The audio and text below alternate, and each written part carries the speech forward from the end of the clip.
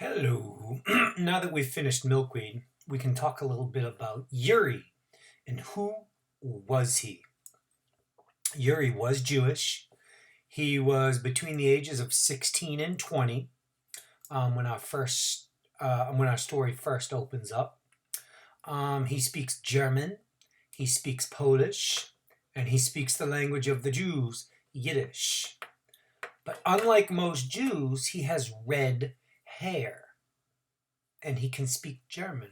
So he can pass. He can get in and out of a lot of places pretending to be German or pretending to be Polish.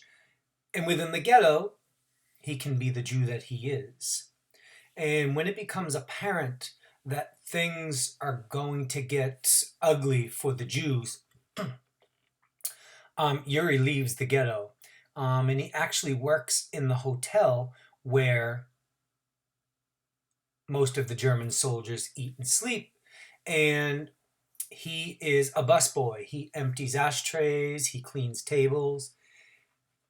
And that is how he is able to get information to the Jewish resistance within inside the ghetto walls. Yuri was one of the leaders of the resistance.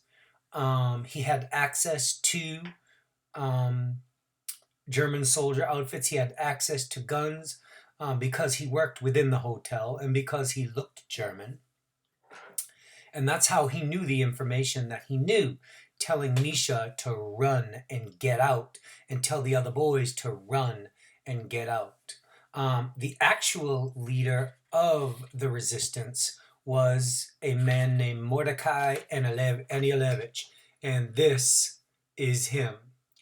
When the remaining Jews, after Misha walked down the tracks to go to the ovens and to find Janina, there was still about 60,000 people within inside the ghetto walls, and many of them rose up in 1943 and fought the Germans. Sadly, most of them did die. A couple dozen of them survived and actually got out of the ghetto. But Yuri, the inspiration for the character Yuri, is modeled after this guy, I believe, Mordecai Anielewicz. And that's how he knew what was going on. And that's why he told Misha to get out and to leave.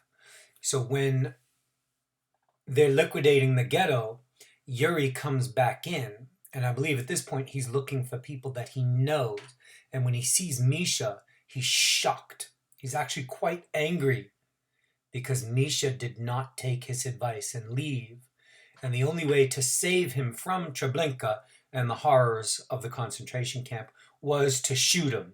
Now, did he shoot him to kill him, to save him from the horrors of the camps? Or did he just shoot him to injure him? It's whatever you want it to be. But Misha did survive the Holocaust.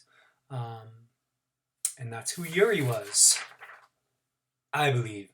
Mordecai Anielewicz, resistance fighter, Warsaw Ghetto.